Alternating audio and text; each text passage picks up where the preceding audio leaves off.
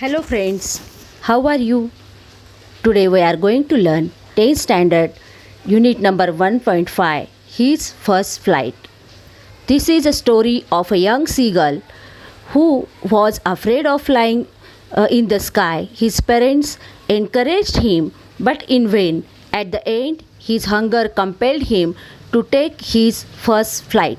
So, in front of your screen, there is a lesson and I am going to explain it.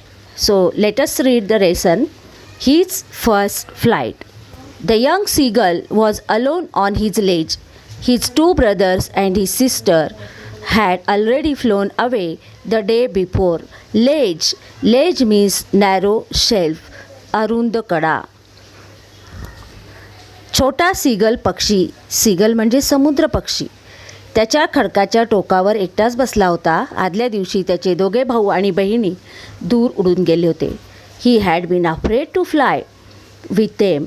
Somehow when he had taken a little run forward to the brink of the ledge and attempted to flap the wings, he became afraid.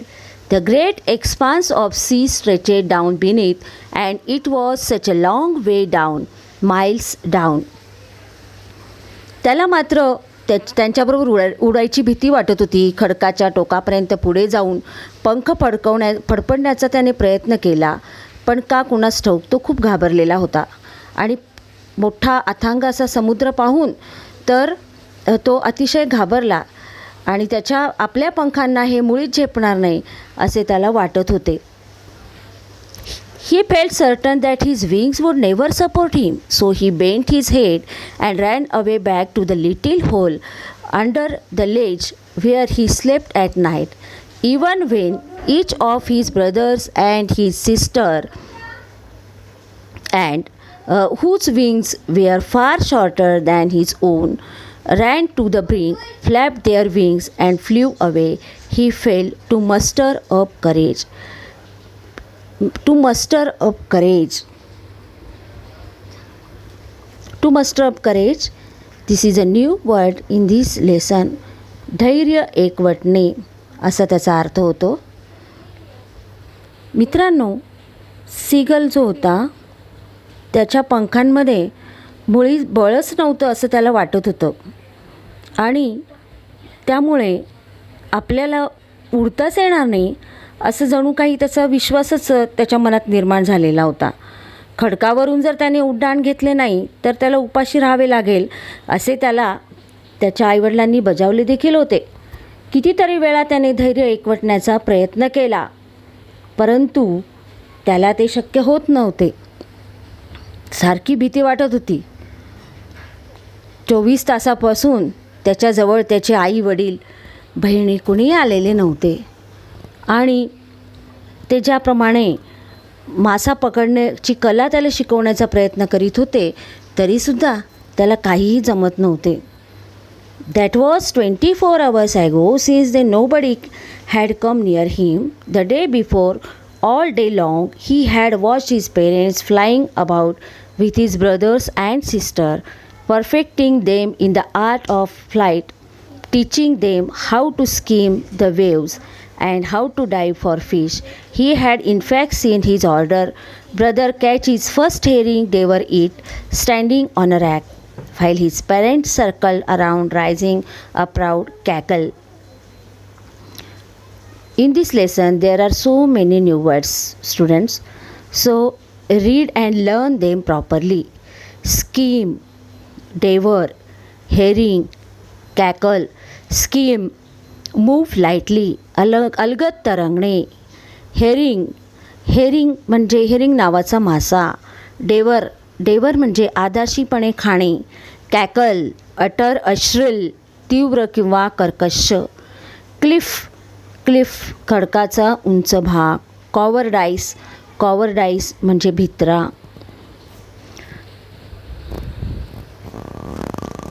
सूर्य जसा वर येऊ लागला तसे दक्षिणेकडे तोंड असलेला त्याचा खडक प्रकाशाने उजळून निघाला. त्याला ती उष्णता जास्तच जाणवू लागली.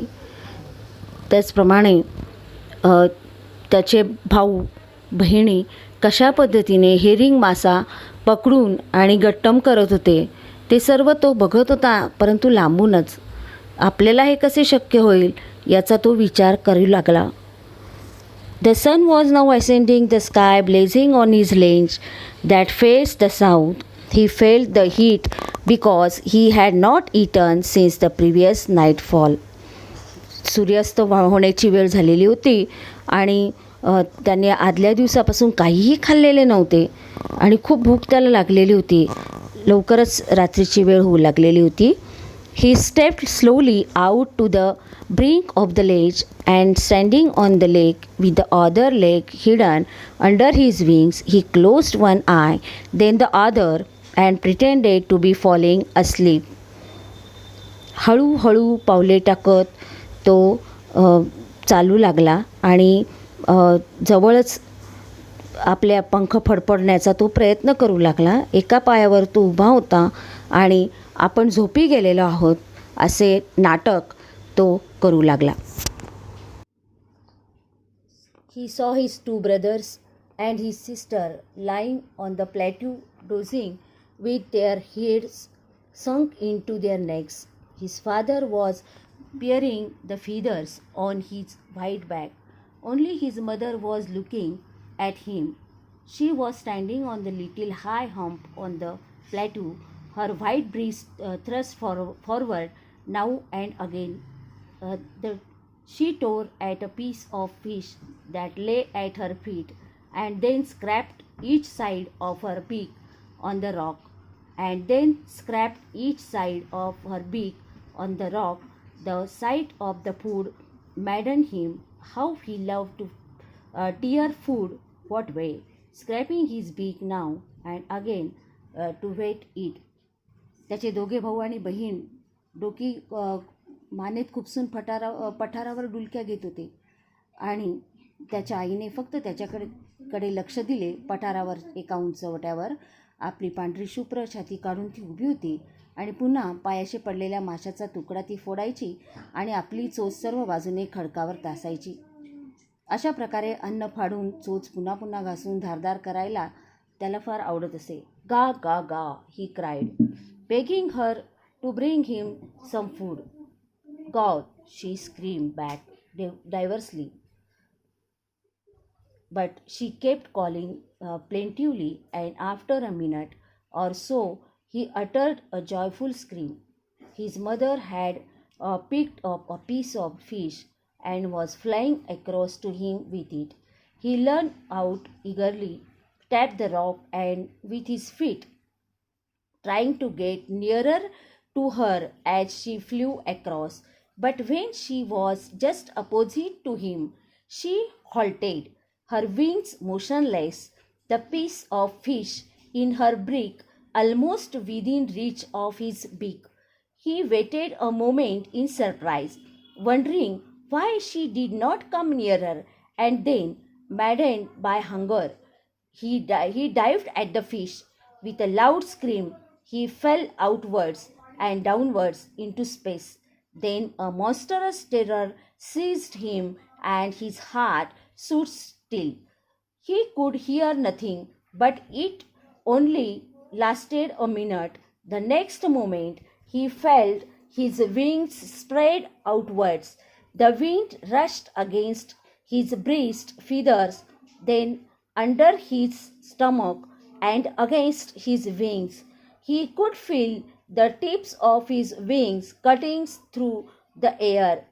He was not falling, heading now. He was soaring gradually downwards and outwards.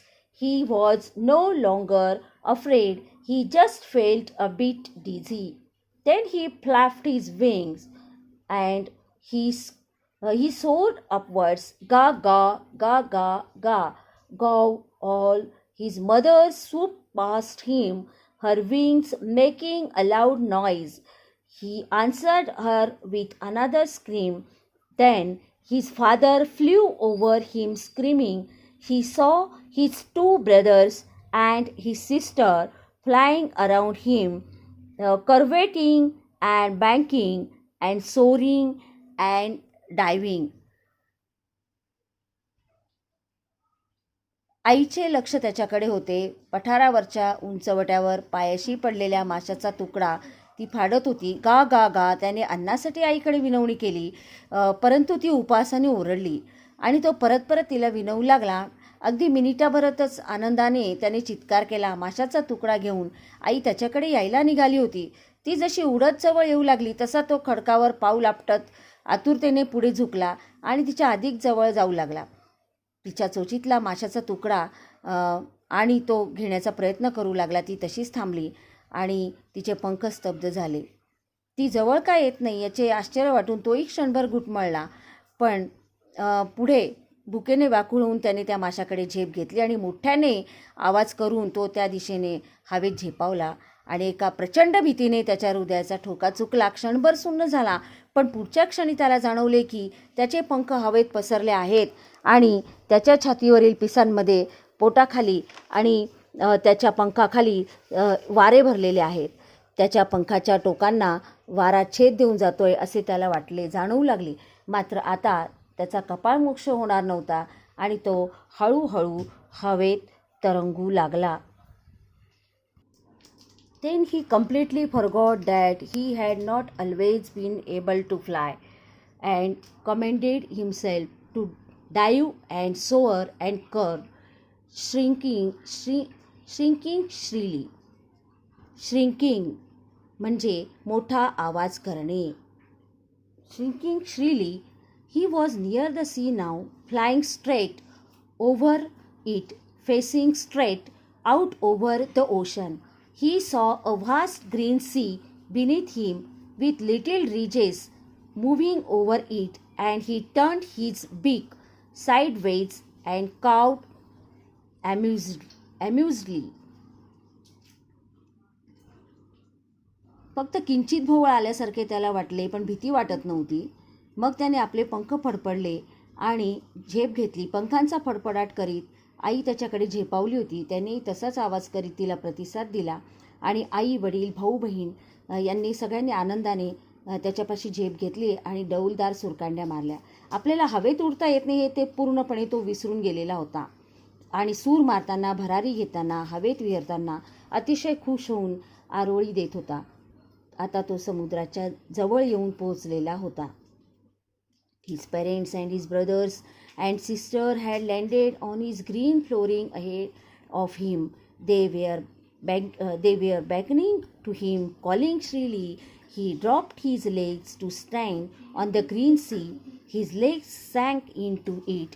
He screamed with fright and attempted to rise again, flapping his wings. But he was tired and weak with hunger, and he could not rise. Exhausted by the strange exercise, his feet sank into the green sea, and then his belly touched it, and he sank no further. He was floating on it, and around him his family was screaming, praising him, and their beaks were offering him scraps of dogfish. He had made his first flight. त्याच्या आईवडील आणि भावंडेही मग त्या हिरव्यागार पृष्ठभागावर उतरलेत. कल कल असा आवाज करीत खुणा करून ते त्याला बोलवू लागले आणि अलगद त्या हिरव्या समुद्रावर तो आपले पाय सोडून उभे राहण्याचा प्रयत्न करू लागला, पण त्याचे पाय आत बुडू लागले. मग तो घाबरून ओरडला आणि पंख फडफडवीत पुन्हा वर उडायला लागला. मात्र आता तो दमला होता आणि भुकेने अशक्त झाला होता. हा वेगळ्या प्रकारचा व्यायाम करून थकल्यामुळे त्याला पुन्हा उडताही येईना. त्याचे पाय हिरव्यागार समुद्रात शिरले. पोट हलकेच त्याचे पाण्याला टेकले होते आणि मग परंतु तो बुडाला नाही. आता तो छानपैकी तरंगू लागला. त्याचे कुटुंबीय त्याच्याभोवती फेर करून कल कल असा आवाज करून त्याचे कौतुक करू लागले आणि आपल्या चोचीतून त्याला डॉगफिश या माशाचे तुकडे भरवू लागले. अशा पद्धतीने त्याने आपली पहिली भरारी घेतलेली होती. मित्रांनो, अशा प्रकारे हा लेसन होता हिज फर्स्ट फ्लाईट आणि लेखक होते लिओम ओ फ्लॅहेर्टी. धन्यवाद.